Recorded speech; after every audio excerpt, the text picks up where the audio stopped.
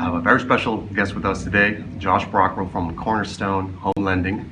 He's going to talk to us about the lending process and the mortgages and how it all works. Josh, thanks so much for doing this with me. Yeah, man. How you doing? I'm good, dude. I'm glad to be doing this. I'm excited. Awesome. Yeah, it's going to be fun. Hopefully we can help a lot of people understand how it all works, how to get a house, because that's the American dream still, right? For sure. So Josh, how did you get into mortgage lending? I've known you for a long time. I know you've gone around the world. Yeah. We went to high school together. We played soccer, had a lot of fun, and then you went in the Air Force around the world, and then you came back. How did you get into mortgage? Well, it's kind of an interesting story. I was actually in car lending. I was lending cars, renting cars, and it was a very hardcore sales oriented type of a job, and comparing statistics every day and really just really pushy. And one day a lady walked into the office, and I threw everything I had at her, and she wasn't biting it, but she was a salesperson herself, probably. Huh? Exactly. And she's like, no, I'm good. And I'm the same way. If somebody tries to sell me immediately, I'm like, wait a minute, right. Let me tell you how it works. And so I gave everything I could, but she wasn't buying it. But she stopped me. She said, hey, have you ever thought about mortgage? And it kind of caught me off guard. I was like, well, no. And she says, well, I think you'd be great at it. And I said, well, okay. And she said, well, I do the hiring for my company. Why don't you come over and do an interview? So of course I'm thinking, well, if she does the hiring and she likes me, obviously I've got a pretty good shot. You're already in almost. I went and chatted with her, and 5 years later, here I am. Wow. So. But when I started doing mortgage, of course I came at it with that same gung-ho drive attitude, and we're calling people, and this is in the middle of the refinance boom, the first refinance boom, 5 years ago, when interest rates were real low. And at that point, we're going through our book of business, and we're calling people saying, hey, we think you should do a refinance. This is the rates right now, and this is the money that you can save, and you're not gonna have to pay anything out of pocket. And I was doing everything I could to try to sell it and make it seem like it was super beneficial and simple and easy. And we did well, but now that I've been doing it for a while, and I've done a lot more purchase business and builder business and construction loans, and just a variety of things. I think now my attitude has changed quite a bit. Now I definitely see it more as a service-oriented industry. I really feel like, as opposed to selling people, it's more about helping people, and it's more about educating people, and it's more about making sure that because people want to buy a house. I know you know that, and if they want to buy a house, they've got to get a loan, and they have a process that they have to go through. And a lot of people enter it with a lot of trepidation, and they're very confused, they're very nervous about it, and they've got a lot of questions, and they don't want to get taken advantage of. And, of course. So they're coming at it, with a little bit of hesitation, and I really feel like it's an opportunity to educate them and inform them and walk them through the process, so that at the very end they feel like, wow, that wasn't so bad, and that was easier than I was expecting, and I feel like I made informed decisions versus someone just cramming something down my throat. So exactly, it's like the old saying, right? You can take a horse to water, but you cannot make them drink if they don't want to. That's right.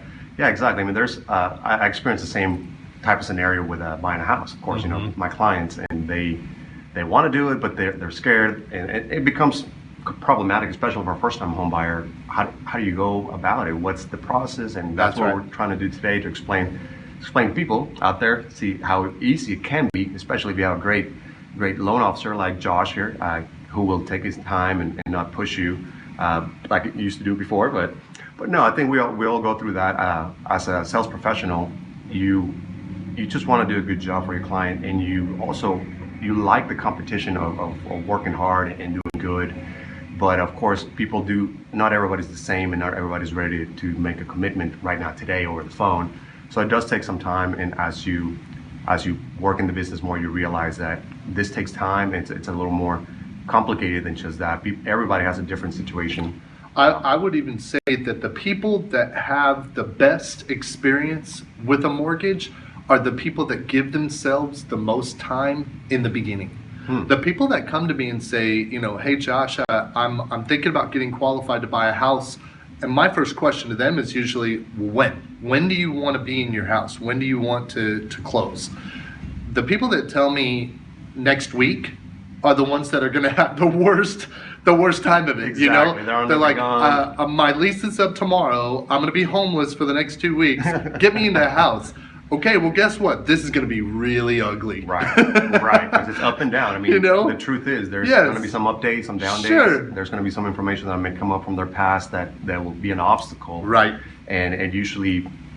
Well, and it's a lot of 90% of the time, paperwork, you know, I mean, it's a lot of work. But the people that come to me and say, well, I'm just now getting started, really we're looking 2 or 3 months down the road, that's when I'm like, oh, yes. We got time to breathe. This is a perfect scenario here. We can get it in, take our time, get nice and slow, collect all our documents, do everything without any stress, very, very relaxed. Right. That's the way it's supposed to go. Very good. So what we can see here is that you're going to get a loan, definitely. Let's get your ducks in a row first. Right. And let's talk about that, because I know that there's a lot of the obstacles that I've seen in some transactions of mine where the information is not complete, so the loan officer can't proceed. Right, absolutely. So let's talk about what would be the ideal pre-loan setup. Like what should somebody that wants to get a house, buy a house, should be doing in terms of paperwork and getting their house in order? Definitely. And I think that the most important thing when you're first getting started is having an idea of the time frame, but then after that, starting the communication process between the agent who's going to be representing them on the front side and the lender who's going to be working on the back end to get them approved. So establishing that relationship right off the bat and making sure that all parties are in communication. Once you've done that, then the next step is you've got to get pre-qualified. We have to look at all of your information. We need to look at your credit. We need to look at your employment. We need to look at your income, your assets, your debts. We need to look at all of that so that we can create what's called a credit profile. Once we have that credit profile in place, then that gives me an idea of, number one, what programs do you qualify for? What programs make the most sense for you? What's going to be your maximum budget?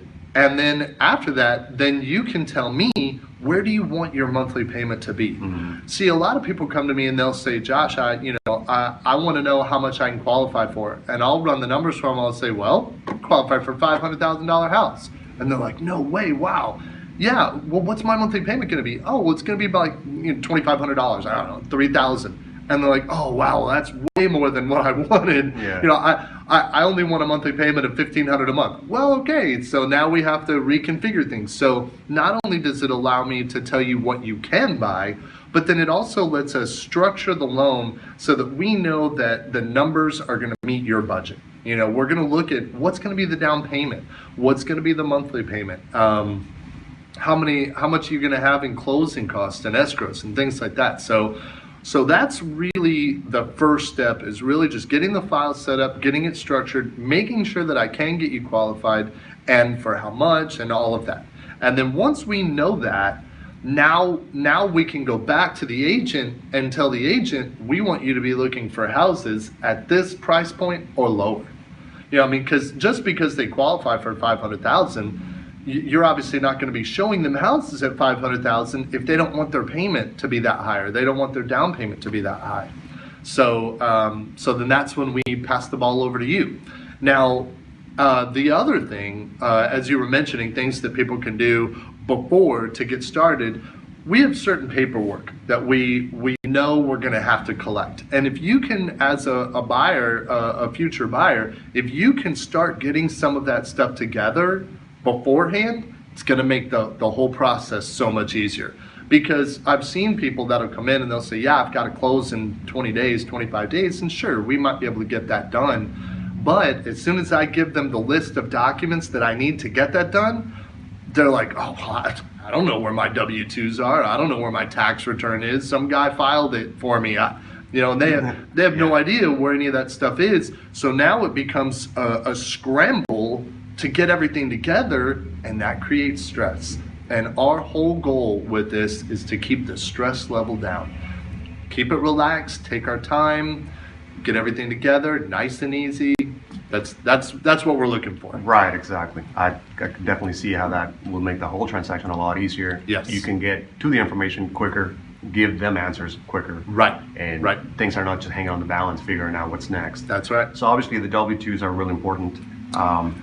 Yep. You need at least 2 years of W-2 information or taxes, or if you're self-employed, it's a 1099, right?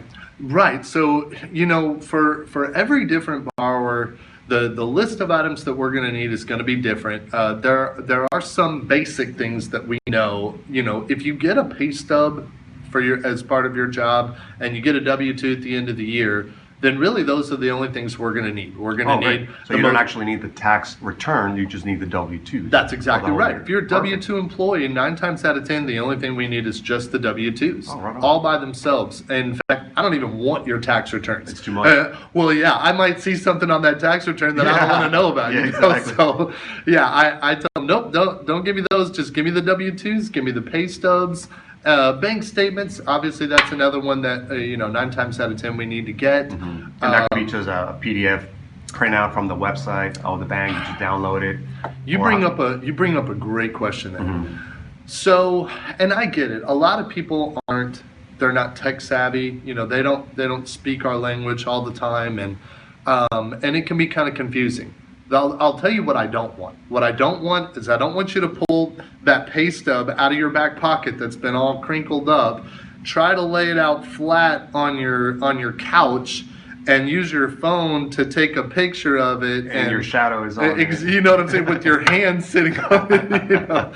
Yeah, that's what we don't want. And it's so funny how nowadays, in today's time with technology, and we see this a lot more with the younger generation, they're the ones that are the worst about that, about sending us that stuff. Not as official looking. That's right. Yeah. The older generation who's used to doing things with paper, they're used to, back in the day, you had to go into a bank. You had to bring a file folder with all your documents. You had to have all your ducks in a row. You had to have everything, in good quality format. It had to be legible. You weren't bringing in some wrinkled, crinkled, rubbed out, smudgy piece of paper and handing that to a bank and saying, give me a loan. They're going to throw you out.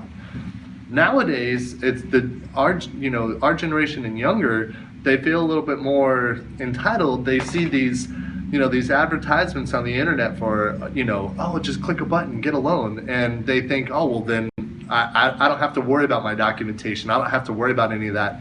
You get whatever you need and leave me alone. Yeah. But it doesn't work that way. Right. Yeah. I mean, sometimes I do see that too as well. And it's a good thing we mention it because it's important to realize that it's not that we want to look at a pretty picture. Right. It's more that it does need to look more official. Yep. It needs to be, to a certain degree, believable. It can't be cut off on the corner. It can't be cut off if you're missing information now. Right. A lot of the times you're going to have to print out this for your file because what you're doing is you're gathering all this information. We're sending it off to an investor. Passing it on to somebody who's going to look at it. And the better the file looks, the more trust there is that the investor believes this buyer has their stuff together. That's right. And they're organized and obviously will make the payment on time, which is ultimately what they want to see.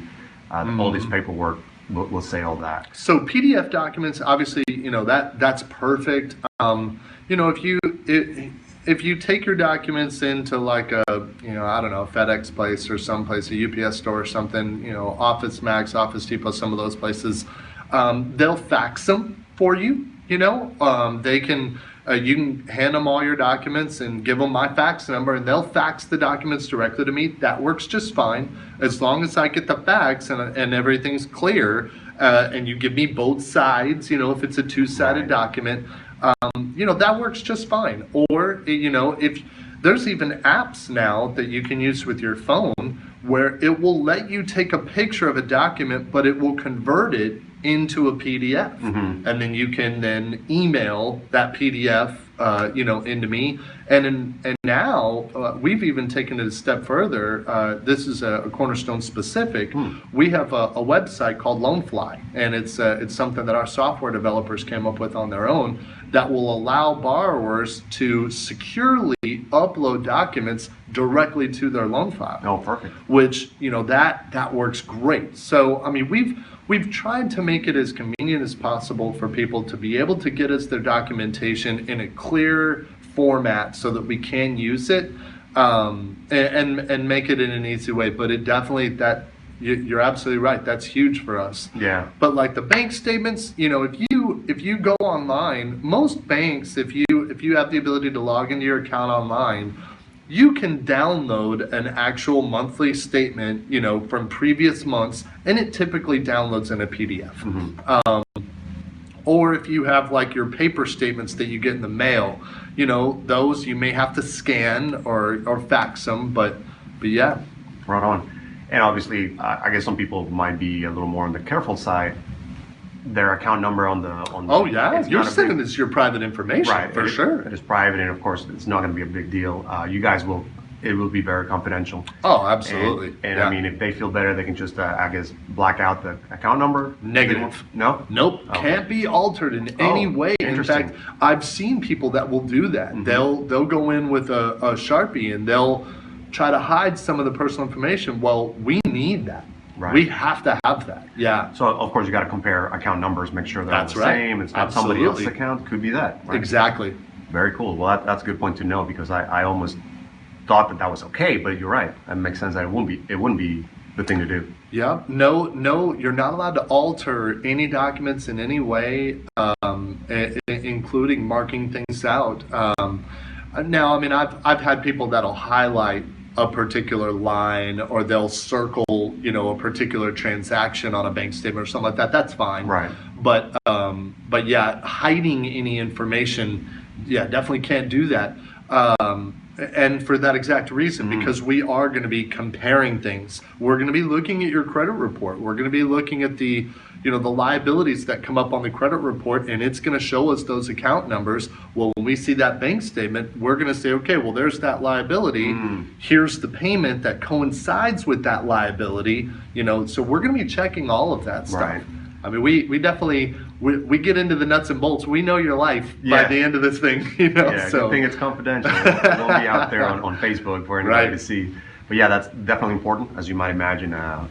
You guys want to be sure that the information is correct, and that the finances are there in place to make sure that they're not going to end up in a bad situation later down the road. Absolutely. Yeah. So one last thing to touch on, I do have some clients that are a little bit older and maybe they're not so tech savvy. Right. So like I'm glad you mentioned that people can go in, you can actually email your stuff to a UPS store or a FedEx store, Kinko's. I don't even know if Kinko's are still around. I know, right? Yeah, I remember Kinko's, yeah. Used to be there a lot for architecture school back in the day. But you can email your stuff that you want to print it out there. If you, for example, your printer didn't work at home, or you did not use a printer. I did have a client yesterday tell me, hey, I'm sorry, my printer's not working. Okay, well, go to the UPS store, email them the information, and they'll can print it for you and either fax it or you can get the paperwork and go from there. That's awesome. So cool, yeah, we definitely do that. Now, if somebody has more than one checking account, same thing, all those need to be turned in, right? Ideally, sometimes. I guess ideally you want to show that you have the most money, all the money that you do have, because it will help in your debt to income ratio to figure out what your situation is. When it comes to assets, and I would say of all the things in the mortgage qualification process, the one that gives us the most trouble is assets. That's the most challenging. So let's define assets. So assets are money that you have access to, that you can actually pull out and use. So we define it that way because things like stocks, yeah, you own it, yeah, it has value, but can you spend it? Can you pull it out?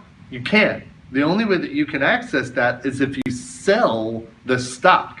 Once you sell the stock, then it becomes a liquid asset, right? Right. So there's certain things like stocks where we have to be careful about using them because they don't have actual value until they're sold.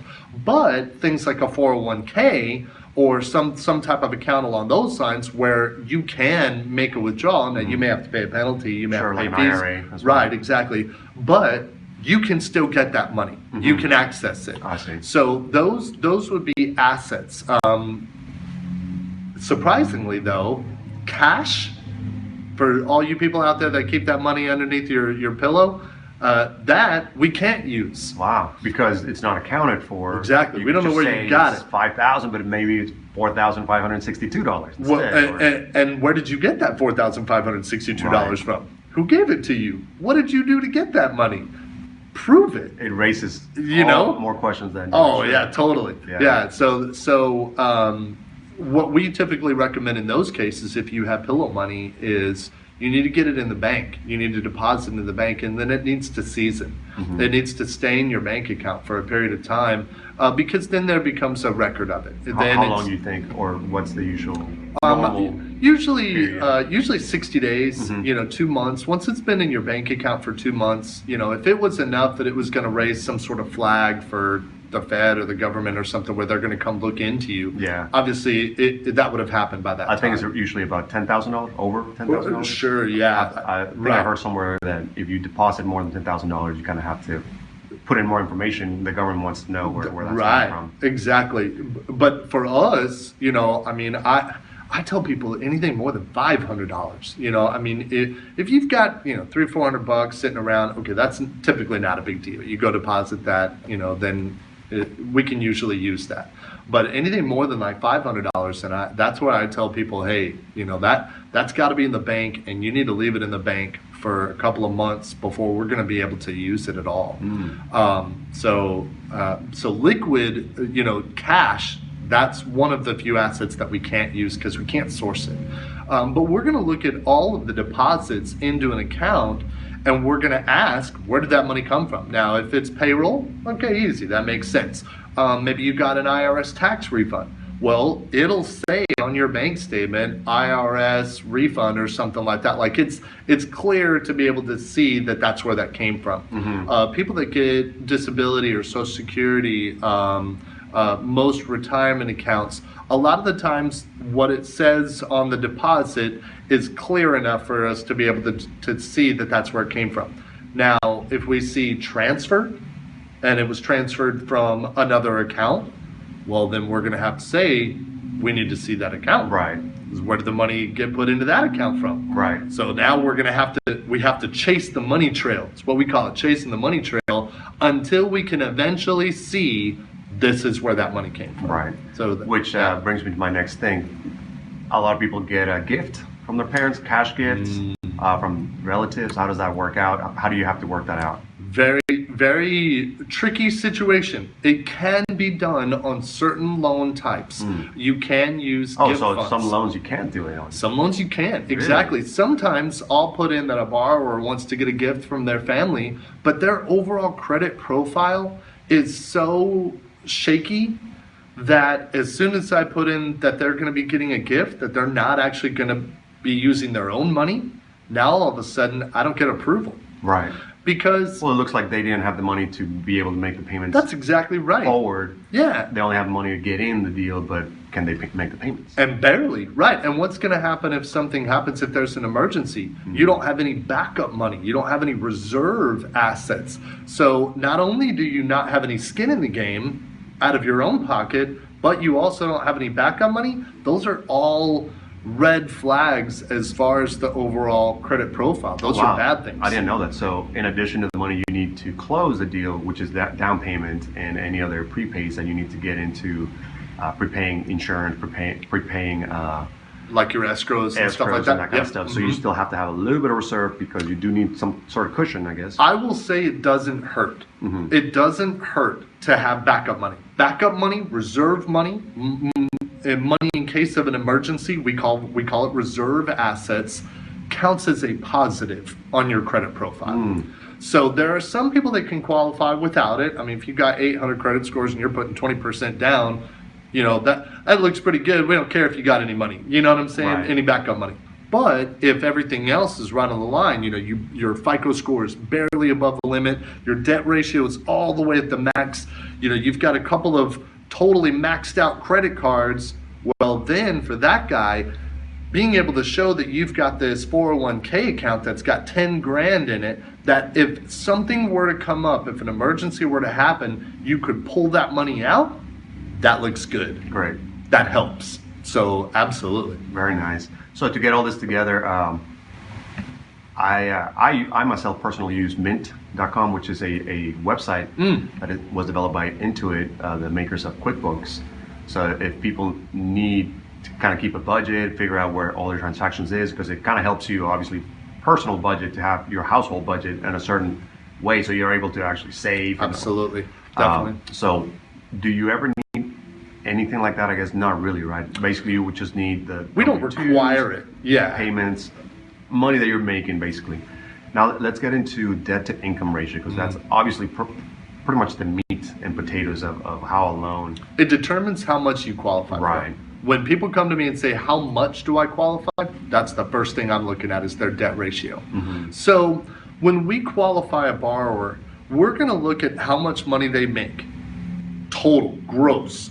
And if there's multiple borrowers on the loan, we're going to look at the total income of all borrowers.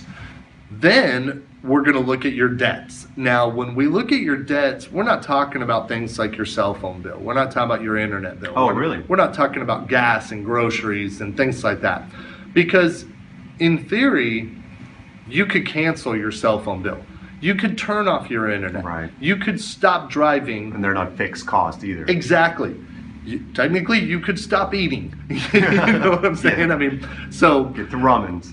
right. So all of those things are optional, if you will. But if you don't pay your credit card bill, okay, now you're going to get a collection. Right. If you don't pay your car bill, they're going to repossess your car. If you don't pay an installment loan, you're going to get a collection. So those are the types of things that we're looking at as being mandatory, that you have to pay. Right. So when we pull your credit report's going to show us a full list of all of the things that are reported to the credit bureaus that you're required to pay. Now, there are some things that aren't reported that we have to include as well.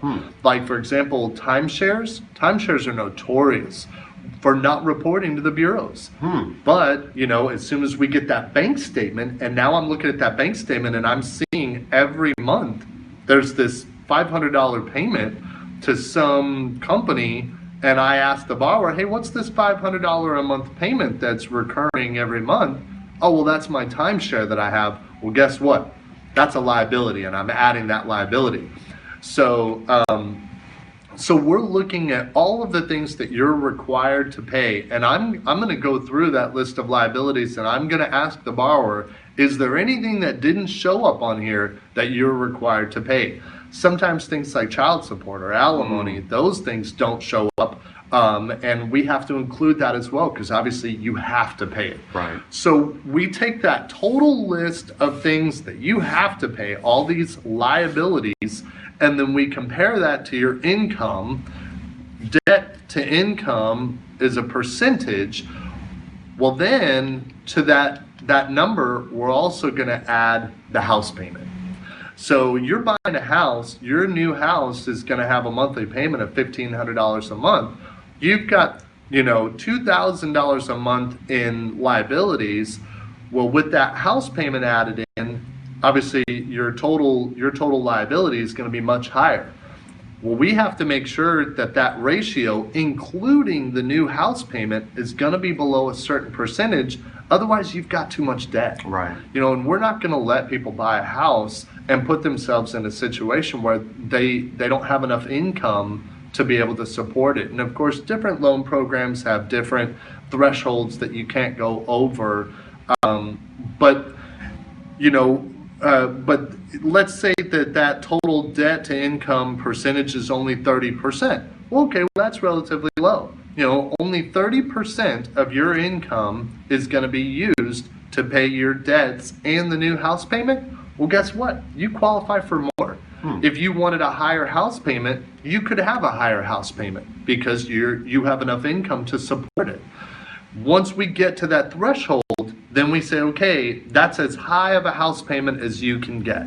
because any more expensive house is going to have a higher payment, which is going to take your debt to income ratio over the limit. Wow. So that's how we've determined what that maximum purchase power is based on that debt ratio. Wow. So then 2/3, so 1/3, about 33%, 1/3 should be the payment of the house, and then you should still have, no, I'm sorry, 1/3 would be all your expenses, and then that means 2/3 of your total income should be available? Well, I mean, I've actually seen both ends of the spectrum, and I think that it's hard to say that there's really like a real formula. Sure. Because I've seen people that come in and, you know, right off the bat, 30% or 35% of their income is going to paying their liabilities, but they don't want a very expensive house. You know, they're really only looking at a $100,000 house or maybe a $125,000 house. That's really all they want. So when we add that monthly payment, maybe their total debt ratio is only 40%, you know, or 43%, and that's not bad. But then I've had the exact opposite. I've had people that come in that have no debt. They maybe have like a car payment and that's it. Yeah. You know, they don't have any credit cards, they don't have any student loans, nothing. But they want a $500,000 house, and when we add that monthly payment on, that's taking their debt ratio up to, you know, 50%, you know. So I've seen both ends of the spectrum. There's some people that want more house but have low debt, and people that want less house but have a lot of debt. The tough ones are when you have a lot of debt and you want a lot of house. You know, then you better have a lot of income also. Right. So you know, offset that. That's right. Yeah. Cool. So we've gone over the initial paperwork that anyone should have it organized, ideally before you start the transaction, because then that helps you do your job a lot easier and faster. There's no delays. So now they're there. Now they're pretty much realizing that, okay, I got my paperwork in order as much as I can. Now I'm ready to go look at a house. What does it take to get pre-approved? I know that that's obviously a superficial check into their financials that will give you a quick snapshot of where they're at, so that you're able to say, okay, it looks like based on the information you gave me right now, you're pre-approved. Pre-qualified. And So actually, let's talk about those things. So, and man, I tell you what, I get this question all the time. What is the difference between pre-qualified and pre-approved? And pre-qualified is when you go onto my website, you click on the pre-qualify button, you tell me what all of your information is. This is where I work, this is where I live, this is how much income I have, this is how many assets I have. Submit. I get that information, I get your file, I get everything set up, I put in, you know, I fill in a few little missing pieces, I run it through my automated underwriting system, it says approve eligible. You are now pre-qualified for this amount based on the information that you have told me. You are now good to go look at houses and put an offer on a house up to this purchase price. Now give me your paperwork. Right. Now let me look at your pay stubs. Let me look at your tax returns. Let me look at your bank statements. Let me look at, you know, all of this supporting documentation. Once I get all of that information, then I put together this loan file. I submit that loan file to my processing team. My processor submits it to the underwriter. The underwriter reviews all of that documentation compared with our investor guidelines, Fannie Mae, Freddie Mac guidelines, Ginnie Mae guidelines. And, you know, so we compare that information and we review it based on these guidelines. Then the underwriter will then come back to me and say, this loan is now pre-approved. They'll usually call it conditionally approved, right. But as far as we're concerned, pre-approved. I see. So once we have those documents and it's been reviewed by an underwriter, at that point you're pre-approved. Now the nice thing is once we get to that point, when you're putting an offer in on a house, if you're in a multiple offer situation where people are competing over this house, you come in with a pre-qualification letter, the other guy comes in with a pre-approval letter stating that that file has already been through underwriting. If you're the seller, which one are you going to take? Oh, wow, yeah, exactly. I'm going to take that pre-approval because that guy's as good as cash. Exactly. So see, that's a great point right there, because almost everybody that I work with have a pre-qualification letter. Absolutely, right. And everybody else does too. But if you actually get, so what you're saying is, what I'm hearing now is that it's probably better to get pre-approved. Absolutely. Before you even go shop. And not all lenders will do that. Oh. There's only some lenders that will actually get a file into processing and have an underwriter review it before you go under contract. A lot of lenders say if you're not under contract, they're not going to waste their time reviewing your file. Oh, I see. Perfect. So that's a great thing about Cornerstone then. It's definitely something to look for. You can do the half the process, at least the hard part.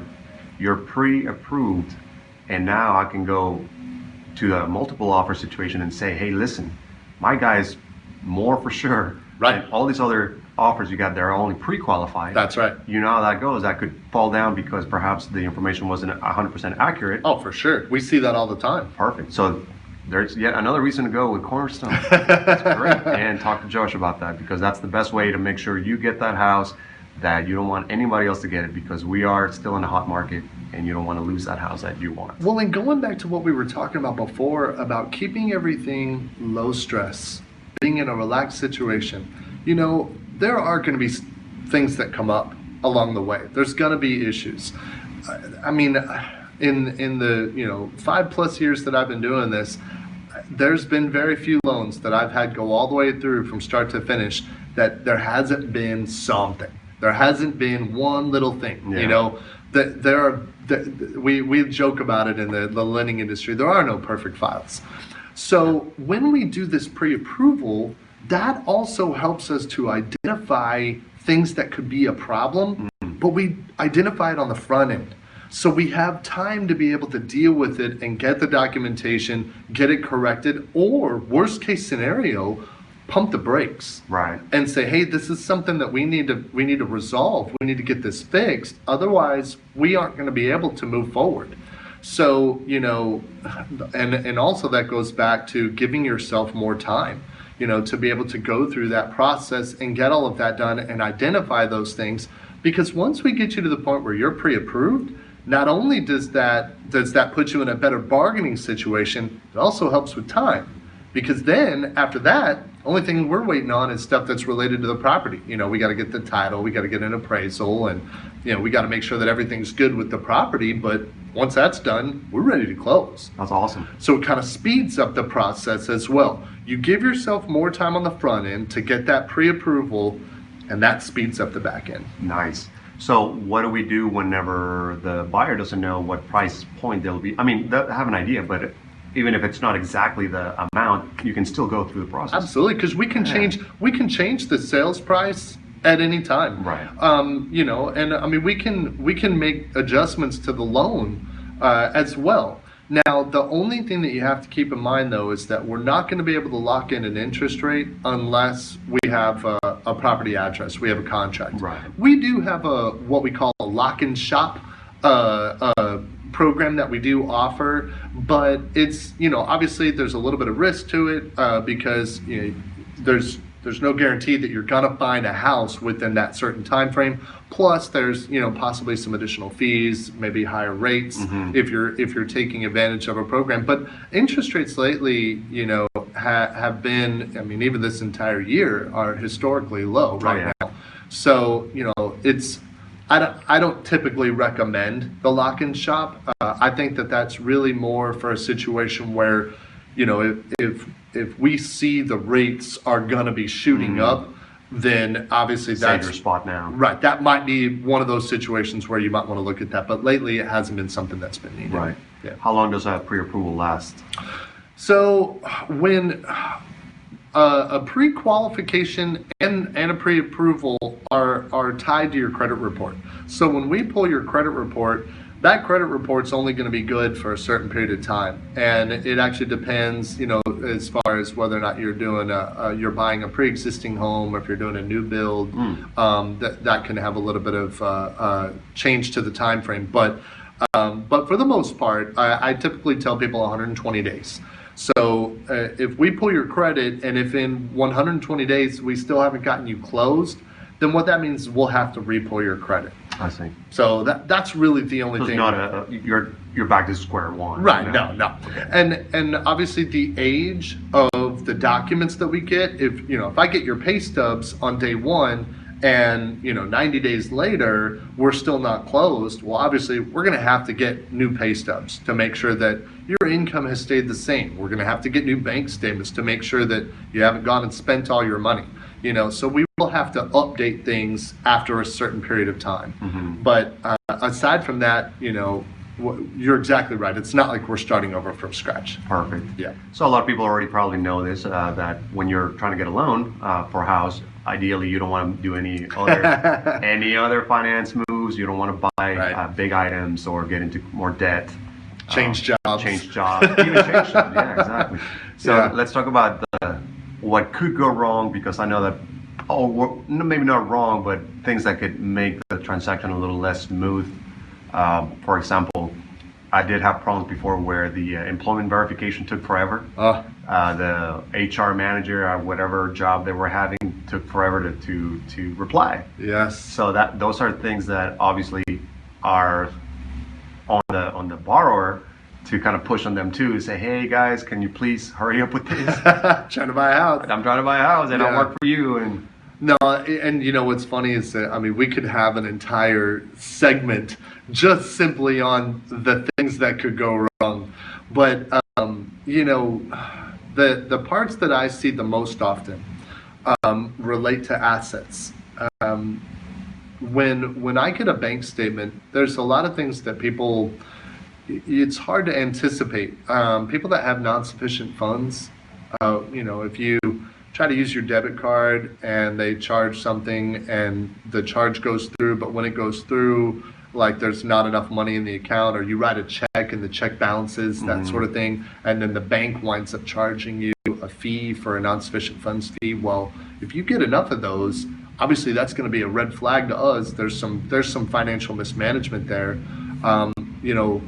If you don't know about that and I don't know about that, I'm only going to find that out once I get your bank statement. Right. And if we're, if you're already under contract and we're 2 weeks into the process and we're supposed to be closing in 2 or 3 weeks, and now all of a sudden you give me this bank statement and that bank statement's got all these non-sufficient funds, well, guess what? That might kill our deal. Yeah.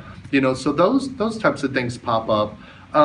Also, we talked about sourcing funds.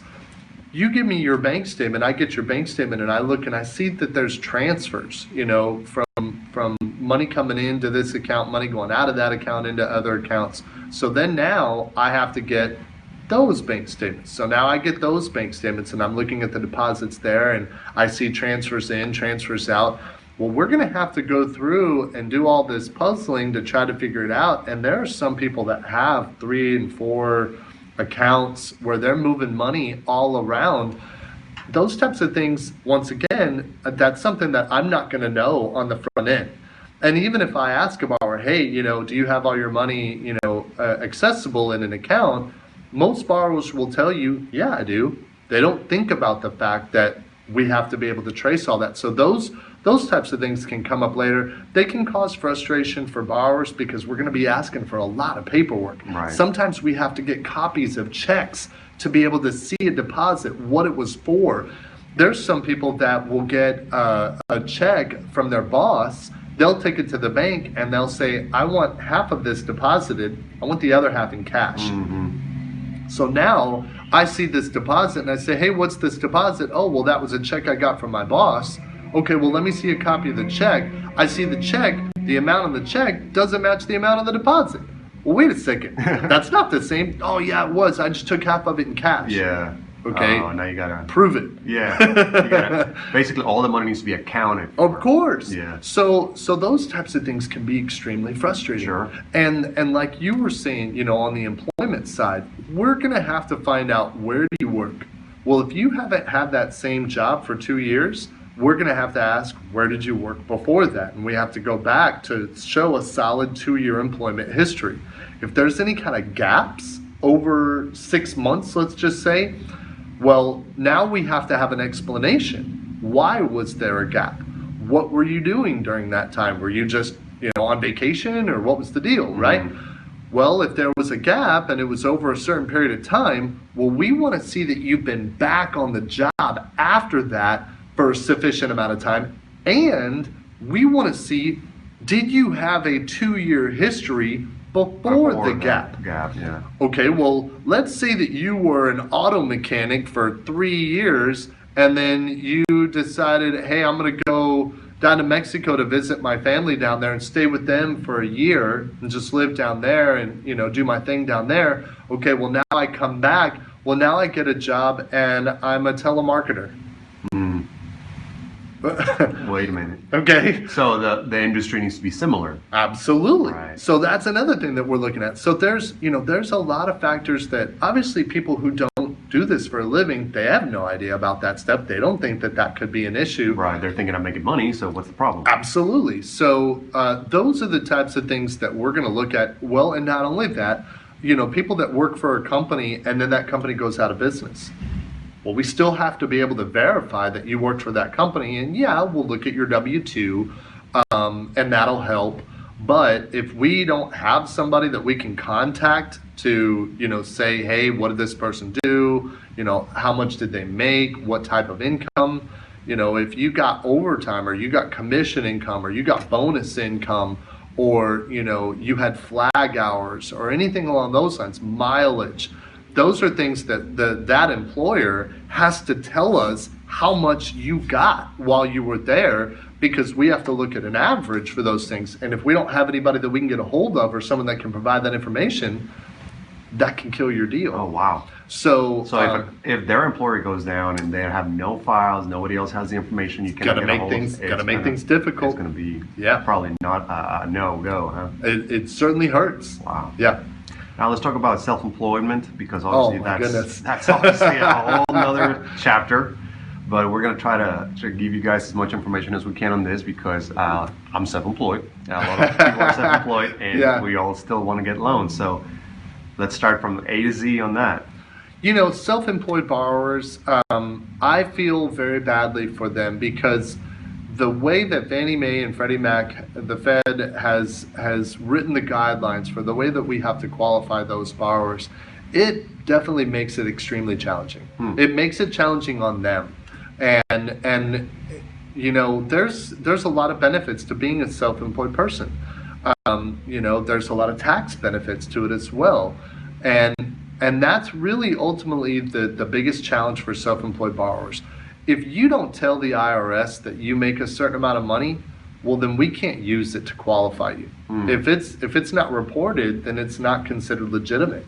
And that goes for anybody that gets any kind of side job or side payment or cash on the side. You mow lawns for a living, which is great. You're working, you're getting paid. Well, if you don't tell the IRS that you do that, then as far as we're concerned, we can't use that money to qualify you to buy a house. Right. So, the first thing that we look at for self-employed borrowers is their tax returns. We're going to, and there's certain ways that you report your income to the IRS on your tax returns, and we're going to look at that information and we're going to determine how much of that income can we use. And then based on that income, then that's how we calculate your debt to income ratio. But we want to see, how has the business done not only that year that you reported, but this current year. Maybe last year you did great and you reported a lot of income, but this has been a slow year this year. So now when we look at your income for this year, if that's going down, if it's declining, well, then we may not be able to consider that to be stable income. And we go back a certain period of time, sometimes 2, maybe even 3 years, in different scenarios for different borrowers and different programs. We'll look at the history of the income, and we want to see that income is either on the rise or at least is stable. If it's jumping up and down all over the place, then again, we're not going to be able to consider that stable. And that's what we're looking for. We're looking for stable, so you're not looking reliable for an average, income. You're looking more for actual stability. That's right. And less declines and that's right. Yeah. Yep. And so, we collect a profit and loss statement, we collect balance sheets. We want to see that the cash that the business is bringing in versus the cash that's going out is relatively stable. Obviously, if they're negative on their cash flow, well, should you really be buying a house? Right. And not only that, some people like to use money that is in a business account for their down payment. Well, so okay, now you're going to be buying this house and you're going to be putting a down payment of $50,000. You're going to pull $50,000 out of your business. How is that going to affect your business? Is your business still going to have enough money to operate and do the things that it normally does? Can it afford to just magically overnight lose 50 grand? Oh, wow. So that's something so you look else. that deep into that, huh? Absolutely. Yeah. Because if that's going to hurt your business, well, then that means that your income's not going to be stable. So, those are all factors that we have to take into account, and we get very, very detailed on business, on self-employed borrowers. Yeah, it makes sense. I mean, there's a lot of variables, and Right. there's nothing for sure in that. Right, it's different not like a job. it's different than a salary job, Yeah. where you get 60,000 a year, guaranteed, no matter what. You work 30 hours, you work 50 hours, you're going to get your 60 grand, same paycheck every month. Well, that's as stable as it comes, right? That's stability. Yeah. So for that guy, we don't have to look at hardly anything. Give me a couple of pay stubs, give me a W-2, we'll call it a day. We'll do a verification of employment, make sure that you're employed there. Yep, your salary, done. So that guy's easy peasy. So, and that's why I was saying I feel bad for those self-employed borrowers, because we really do have to dig. If you use an accountant to do all your taxes and do, manage your books and things like that, obviously that helps. Because there's a lot of borrowers that say, hey, I don't know anything about how my finances are for my business. That's not my job. My job is to operate my business. Yeah. I've got a guy, he handles all our books. Well, no problem. Give me his number. Right. Let me call this guy We'll talk up. the same language. That's right. I'll have a chat with him. I'll tell him exactly what we need. He can get me everything I need in the right format. I'm totally good with that. Yeah. Awesome. Perfect. And one thing that I wanted to not clarify, but touch over again that you said that it's really important is that when you're employed or self-employed or regular employment, you're looking at gross income, not the take-home income. Absolutely. Right. Yeah, and that's a huge benefit. People that have their paycheck, and on their paycheck, they worked 40 hours at a certain rate, and they've got their total that they made, but then they pull money out for Medicare and Social Security and their 401k allotment, and maybe they've got insurance money coming out and all that. All of those things, kind of going back to what we talked about earlier, a lot of those things are optional. Now, obviously, you have to pay Social Security and you have to pay Medicare and all that. But like your 401k, that's optional. Yeah. You could tell your employer, I don't want to put any more money into that. Your health insurance, you could tell your employer, I don't want to do the insurance plan anymore. So, obviously, we're not going to hold that against you. So when we qualify borrowers, we qualify off of gross income. So, I'll literally take their hourly rate times their average hours, and multiply that out over the year and put it in a monthly format, and that's what we use. That's what you got. Yeah. Great. So let's kind of circle back to put everything together. So ideally, if you heard what we were talking about earlier, you want to get pre-approved, and your number one usually gives you a better option to get that house For that you sure. really want. So then, at that point, what's the timeline? If they did that pre-approval before we put in the offer, when does the appraisal come into play? Because the borrower has to pay for the appraisal. And do you guys normally charge for it ahead of time, or does that get paid at the end, at closing? With most loan programs, and of course this varies, depending on lots of things. But technically speaking, in most cases, if we wanted to, there are certain fees that we're allowed to charge upfront. Now, we typically don't. About the only time that I would charge a borrower upfront for a particular fee is if they've given me some indication that file's not going to close, that they're not going to close on that purchase. I've had borrowers that I've gone through 5 loan files they've been under contract on 5 different houses before they finally closed on that last one. I worked with that one particular borrower over a year. Wow. From the time that I first met them and we got a file set up for them and the time that they closed. They went through 3 agents. Yeah. So that particular borrower, every time they went under contract and we have their file in application status and we're moving forward with the process, we're ordering appraisals on those. Well, so after the first one, I told them, I said, you know what, don't worry about it. We'll take care of that for you just as a courtesy in this particular case. We'll take care of that one for you because you're going to be sticking with me and you're going to be under contract on another house. Well, then when they got under contract on the second one, we moved forward, we ordered appraisal, did all that. When they backed out of that one, that's when I sent them a form for a credit card authorization to say, hey, look, we have to charge you for this. Of course. And that happened multiple times. Wow. Before they finally closed on that last house. So they decided to get out of the contract? Exactly, for whatever reason. Yeah. And so, when I have some sort of an indication like that, we're obviously not going to be able to pay for, you to do 5 appraisals. Of course. But other than that, on most loan files, we typically don't charge up front for any of our fees. We just include everything in with your closing costs at the end. Great. But as far as when the appraisal comes in, so once a person finds a house that they like and they make an offer, the offer is accepted, and we get a fully executed contract, then once we have a property address, typically that address is the last item missing in order for our loan file to be considered an application. An actual application, because there's certain things that a file has to have to be considered an application, property address being one of them. So once we get that property address, then that's actually really when things start rolling, the ball starts moving.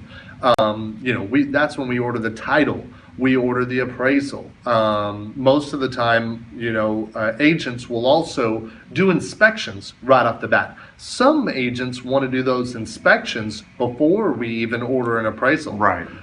Which makes sense, I would think, right? So they want the house, maybe they're not. It depends on the market. Right now, appraisals are taking a little bit longer. Yeah. So most of my agents are telling me, get it going. Just do it. Order it right off the bat. Yeah. So in those particular cases, we're getting all that property related stuff going right off the bat as soon as we're under contract. Yeah, makes sense. Yeah, I have one transaction that I'm in right now. It took about almost 4 weeks to get that appraisal back. Yep. So needless to say, we're really, really late on that. We're still fighting with it after 6 months. Yeah, no, it's rough. And like VA appraisals, those typically take longer. And so the earlier that you can get started on that, the better. Great. So that makes another case for trying to have all your ducks in a row. Absolutely. Especially in this market, it's a hot market. Right. COVID has hit, and that has delayed a lot of things. Yeah, it's changed the time frame on a lot of stuff. Wow. So would you say we're still looking at 30 days? Is that still kind of there, or are we pushing it over 35, 40 days? There's a lot of lenders out there right now that are telling people 60 days. Wow. Yeah. A lot of banks, a lot of credit unions, places like that. That's the expectation that they're setting on the front end is 60 days. On refinances, there's some banks that are saying 90 days. Wow. So, fortunately, Cornerstone has positioned itself to still be able to provide a higher level of service for borrowers, and especially for our purchase customers, we are still doing everything we can to make a 30-day close happen.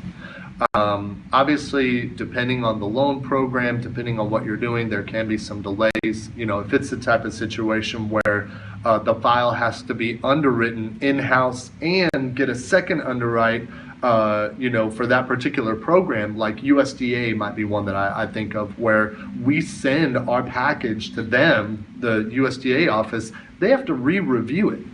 That's a whole extra, period of time that has to take place after we've gotten the file fully approved. And of course, if they find anything that they have an issue with, they're going to come back to us, and that adds even more time.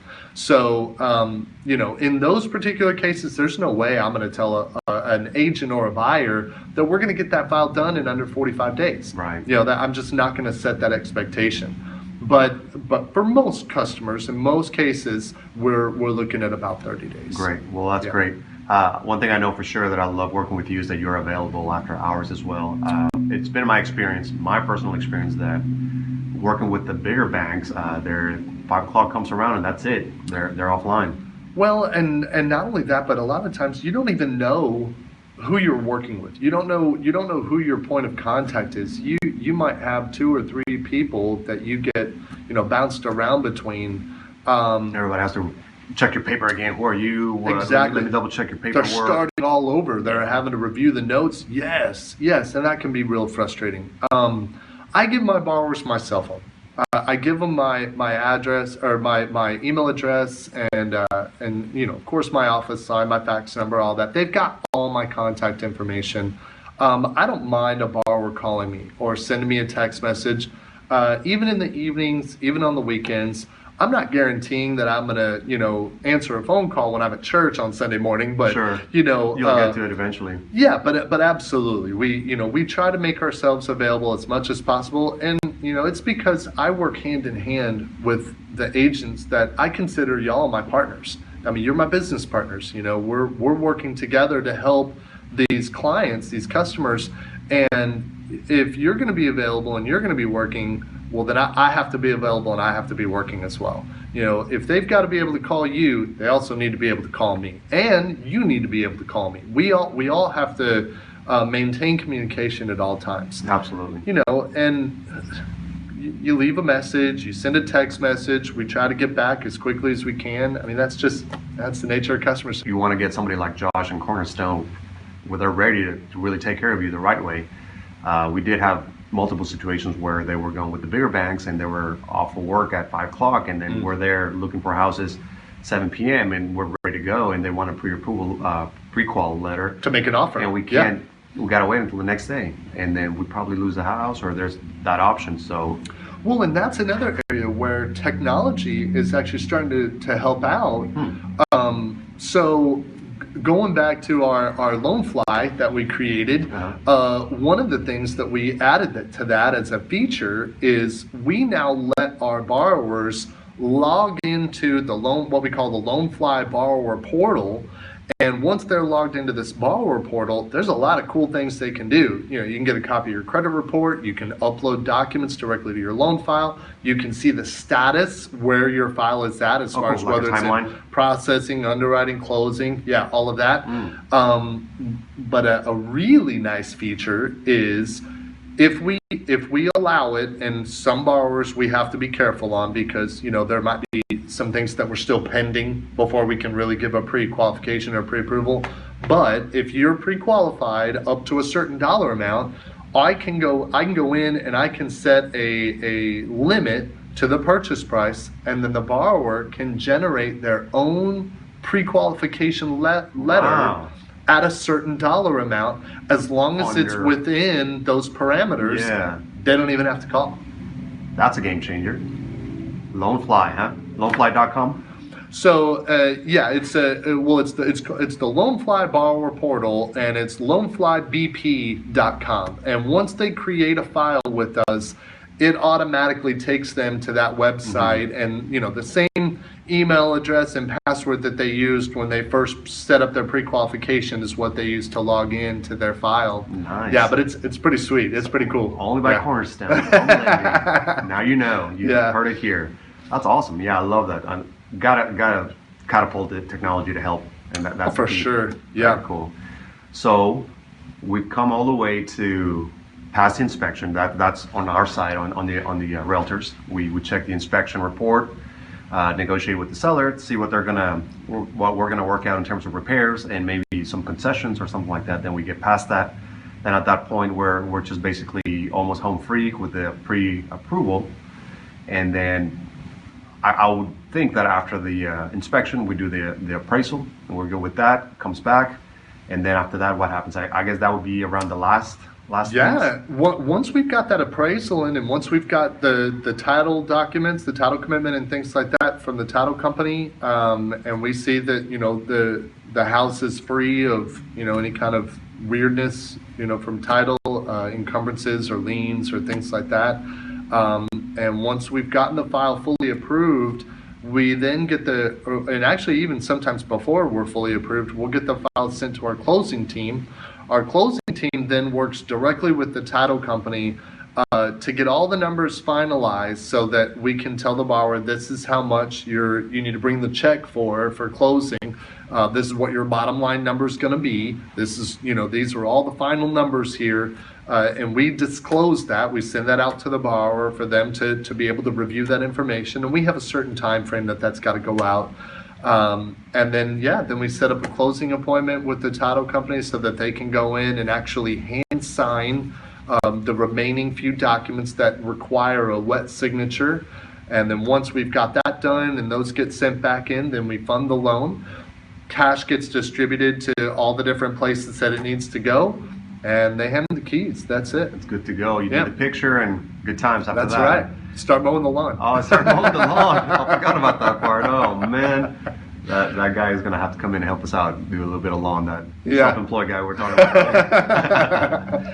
So, but then I guess I did forget one thing. You do, the borrower does sign to lock in the final rate, the final, right before closing, right before you guys what is called the closing disclosure? Or? We try to get that rate locked actually as early as we can. Oh, yeah. So, once we get the contract, at that point, that's usually when we'll pull up the interest rates and say, hey, this is where we're looking today.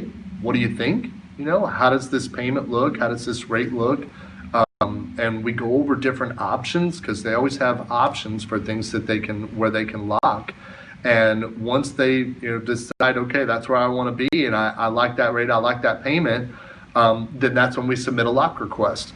Every once in a while, I'll have a borrower who is, maybe tracking the stock market. They're a little more on top of things like that, and they have some indication or reason to think that rates might get better.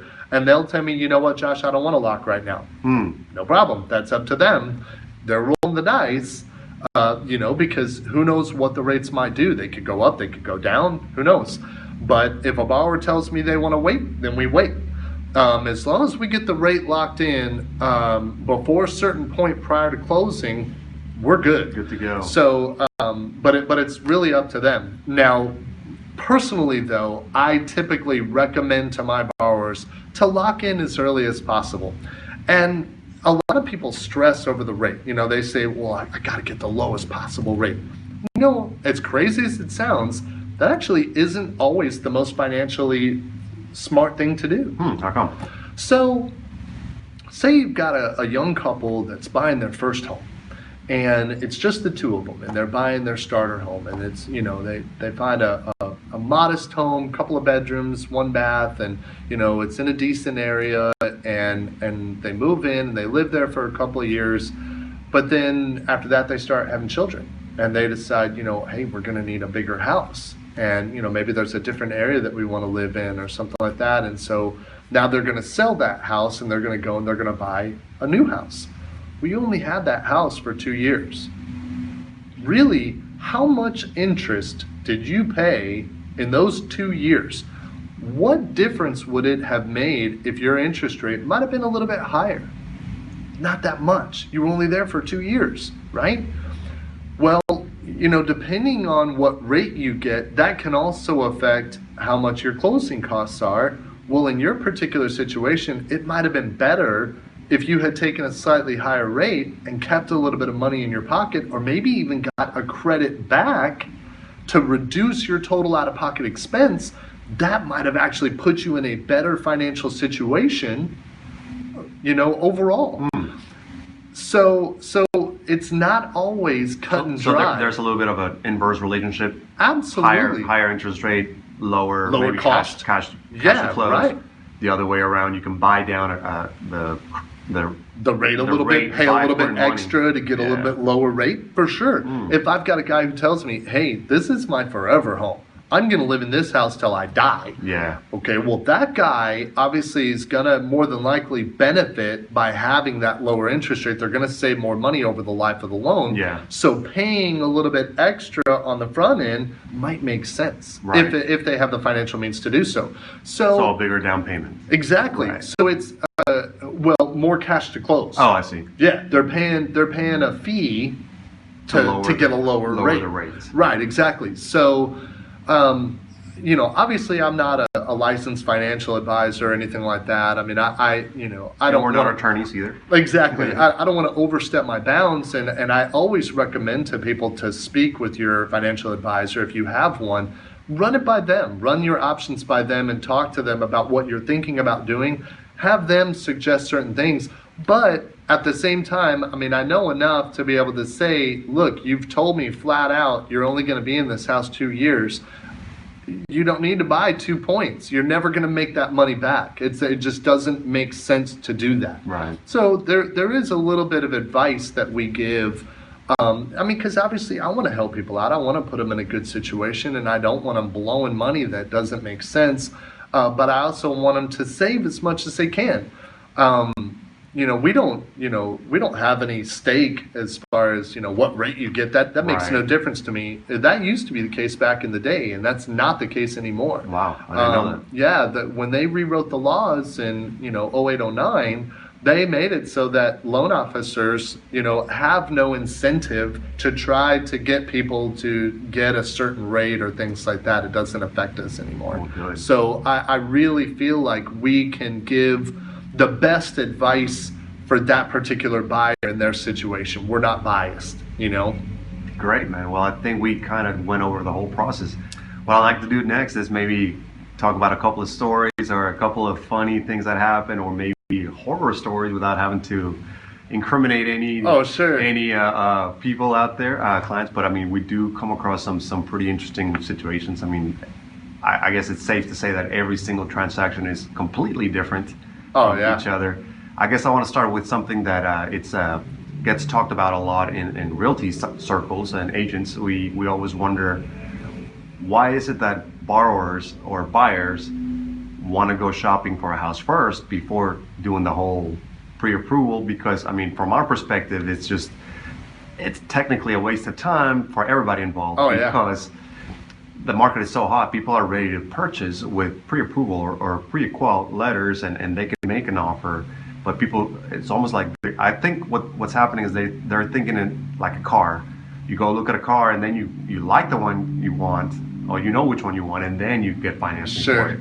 But this is the other way around. Well, now think about how many people that will go and test drive a car when they have no intention of buying a car at all. That's true. Sure. I love my wife to death, and I love my sister, but they're both this way. They enjoy walking through model homes. They'll go walk through a model home and just kind of get ideas and look around. Oh, I like that. They're probably thinking more like, I don't like the way that is. Interior design ideas, exactly, as opposed to buying a house. They have no intention at all whatsoever of buying a house. Yeah.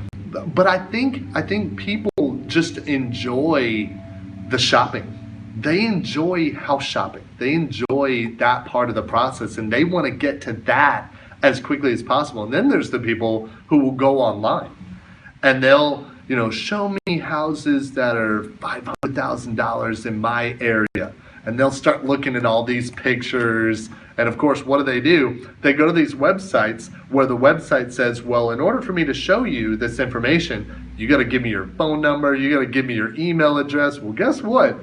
You about to get blown up. Oh yeah, everyone's gonna be calling you at all times. That's right. You're about to get all kinds of phone calls and advertisements, and you're gonna be seeing house stuff for the next 5 years. So, but yeah, people they just want to go and they want to shop. They want to look at the pictures and they want to walk through houses, and I guess that's the part that is enticing. Mm-hmm. Coming and giving me financial information and let me look at your bank statements and pay stubs. That's not as fun. That's not as fun. Yeah, so.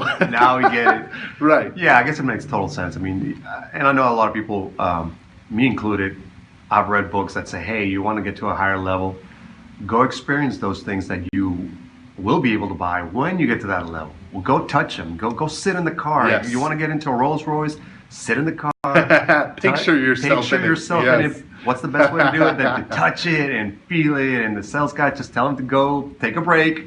And but I can see that with houses too. But I guess we just wish we all, of course, we want to show you the house, but we also want to be effective with our time. So probably the best thing for people that would like to just kind of shop around and window shop per se is to probably go to open houses. Absolutely. The model homes, for sure. the model homes like Model that. homes are great. Yeah. Or at least let the agent know, hey, this is my plan. We're not going to buy anytime soon, but Right. can we maybe just go and see a couple houses? Well, and I'm going to tell you, I know a lot of agents, and I know you'll do this too. You know, our business is all about relationships. And you know, if you're thinking, you know, I know I'm not going to buy a house now, but I may be buying a house a year from now or 2 years from now. Well, guess what?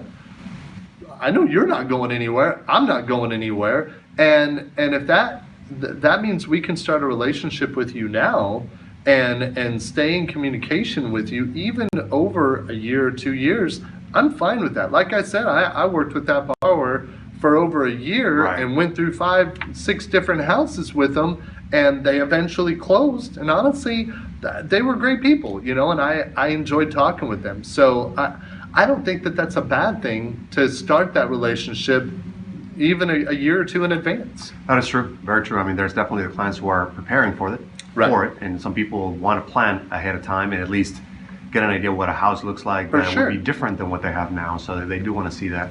I guess what we would just want them is to let us know that so we can That's have right. a relationship. That's absolutely right. Let's develop our Communication. relationship and let us know how we can help, and we can give you ideas as to how we can get you in the process. For sure. But especially, they could probably get with you to just check on their profile. How are they doing right now? Are they even able to buy Absolutely. right now? Maybe Right. they know, hey, you know what, I can't buy right now. That's right. But that doesn't mean you cannot get them started with some credit repair partners that you guys have with Cornerstone to get on that road to be able to actually make it happen and do make it a reality. So For sure. anytime's good. And you know, and we've been talking about options for that as well. Mm-hmm. You know, if you don't qualify now, there may be some things that you could do where you might still be able to get into a house. Yeah, absolutely. So yeah, I think that if it's something that you've considered or something that you're looking on down the road, there's no reason, regardless of your situation, that you shouldn't at least have a conversation. Even if you know that your credit scores are bad, that's okay. Let's take a look at everything else. Let's take a look at your income. Let's take a look at your employment. Let's look at your assets. That way, while you're working on your credit, we can make sure that all of these other things are going to be where they need to be, so that when the time comes that credit score is where you need it to be, everything else is ready to go also. Exactly. Yeah, I for love sure. it. Yeah, very good. We got to help them now or later. That's right. At some point or another. That's right. So tell me maybe a story or two about something that just kind of comes to your mind So, about something funny. Come Here's on. a crazy one. So I had a buyer who is buying a house out on Medina Lake. Nice. Okay? A lot of memories from there. Absolutely. Love that place, right? So they're buying this house, and I mean, it's gorgeous, gorgeous house up on this hill overlooking the water. It's got a beautiful view. And we're going through, and it turns out that where this particular house was, they didn't have water coming in from the city. They got their water out of the lake. Out of the lake. And apparently, I didn't know this at the time, that's a common thing. A lot of people I out guess it there makes sense. Water's get right their there. water out of the lake, right? Yeah. I mean, it's fresh water. And, you know, they've got all these systems in place that filter it and this, that, and the other. Well, so this is the crazy part. A lot of homes will have a backup system where they have a well Mm-hmm. that's dug down, so that if the water level in the lake goes below a certain point, they're not left without water. This particular house did not. Uh-oh. So it was the craziest time that we had to go through. We had to get, you know, water quality tests from the county. We had to have inspectors go out there to inspect the water system that was in place. You know, we had to talk with other people that lived around there to see that what they had was typical for the area. I mean, it was... Man, you guys did a whole survey. it was crazy. Oh, wow. We got it done. We got it done. But, I mean, we were almost to the point where we were telling these people, you need to have a $20,000 well dug. Wow. Holy smokes. Yeah, I mean, that's a lot of the behind the scenes that people don't realize. I mean, it's not like just shopping for something simple. This gets very complicated very quickly. If you're, and here's my $1 million piece of advice. If you're trying to buy the house that is the only house of that type in that area, walk away. Don't do it. Don't do it. Don't do it. You don't want to have the dome house, with the flat roofs. Exactly. You don't want to have the shipping container house. You know what I'm saying? Yeah. The barn dominium. And don't get me wrong, I've seen some cool barn dominiums that look awesome. Yeah. But you don't want to have the only one in that area. Any situation like that is going to be a nightmare for us. Right. It's just so hard. Usually, being that you have the barn dominium in a house in an area that it's just a lot of craftsmen's houses from the 50s or 60s, Sure. the appraiser is going to have a hard time. That's exactly right. Right. That's exactly what gives us trouble, because how do you determine what the value is when there are no other homes like it that we can compare it to? Yeah. So another one, this is one out in Arizona.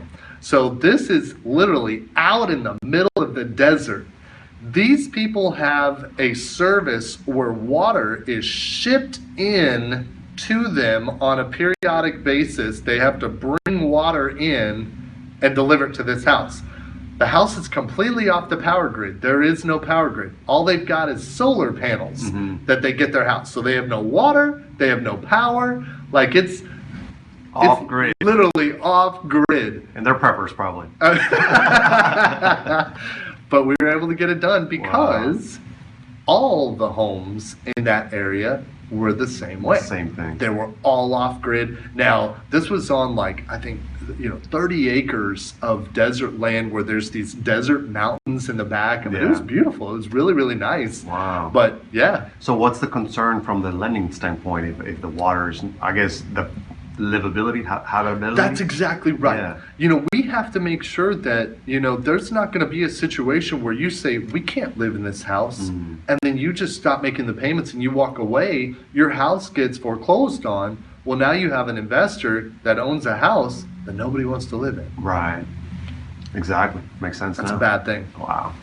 Well, Josh, I want to thank you so much for taking all the time to hang out with us and give us more information. Yeah, man. We might just make this into a series if people that are watching this can give us some questions that we haven't gone over. Feedback, for sure. Feedback, please let us know. I'm going to put all the information on the video, and we'll break it down in sections because I think we went for a good while, which is great.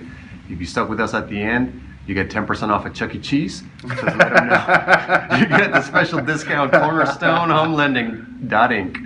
or Inc. Thank you so much, Josh. We'll be here for the next time. If you need any help, think of us at eXp Realty and Cornerstone Home Lending. We'll be here for you. Take care of you. Yeah. Thank you so much. Definitely appreciate it.